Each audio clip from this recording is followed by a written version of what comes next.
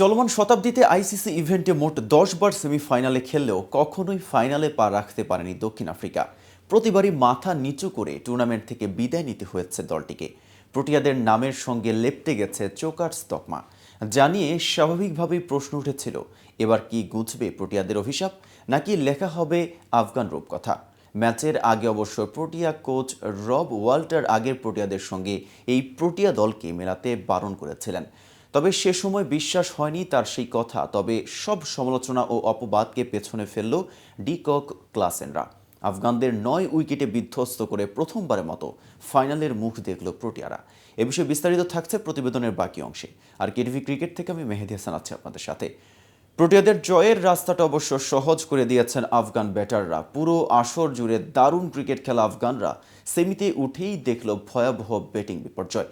কৃতিত্বটা অবশ্য কম নয় প্রোটিয়া বোলারদের। তাদের ক্ষুরধার বোলিংয়েই যে নাস্তানুবাদ হয়ে গেছে আফগান ব্যাটারদের। 20 রানে 4 উইকেট হারানোর পর 28 রানে 6 উইকেট। পাওয়ার প্লেতেই পাওয়ার শেষ আফগানদের। এরপর সেই ইনিংসটা কত দূর যাবে তা অনুমেয়ই ছিল। তবে সে পর্যন্ত সেই অনুমান করার সংগ্রহটাও দাঁড় করাতে পারেনি আফগানরা। মাত্র 11.5 ওভারে 56 রানে অল আউট আফগানিস্তান।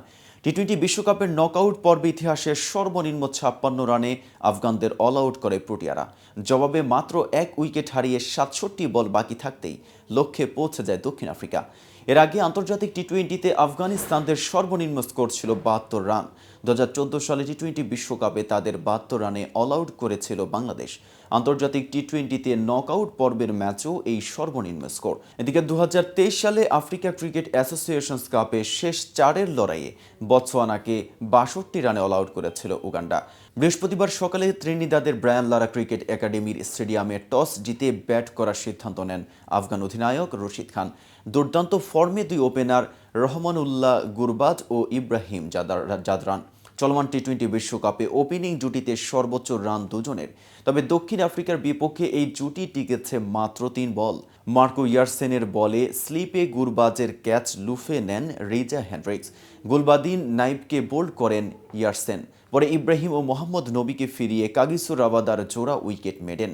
পাওয়ার প্লের 6 ওভারে মাত্র 28 রানে সাজঘরে ফেরেন টপ অর্ডারের 5 আফগান ব্যাটার। এরপর আর ঘুরে দাঁড়াতে পারেন না আফগানরা। পেসারদের দাপটের পর তাবরিজ শামসির ঘূর্ণিতে দ্রুত অল আউট হয়ে যায় আফগানরা।